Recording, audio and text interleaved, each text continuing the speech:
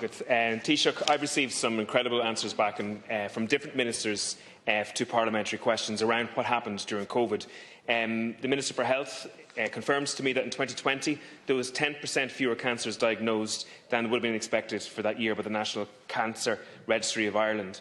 An extremely alarming revelation. In 2020 there were 60,000 fewer women screened for cervical check than in the previous year, and this is because the government in part shut down cancer screening. And what we've seen is that there was 30% fewer women diagnosed with cancer of the cervix in 2020 than in 2019. Now, Aontú, I think, was the only political party in the Dáil at the time pushing back against the policy of the government to reduce cancer services. During that time, Ireland also was the only country in the whole of Europe to shut down the building of homes. The only country.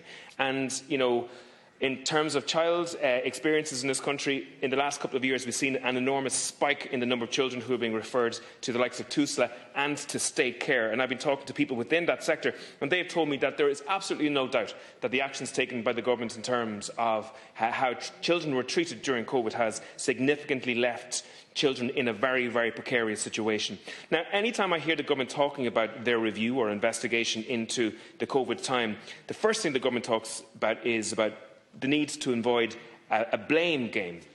But it sounds to me that the government is using language of someone trying to prevent accountability in terms of that. We need a proper, open, public investigation in exactly the decisions that were made and the outcomes that they had on people, because people significantly suffered from many of the decisions, and some of those decisions were decisions that were not based on science around protection of people.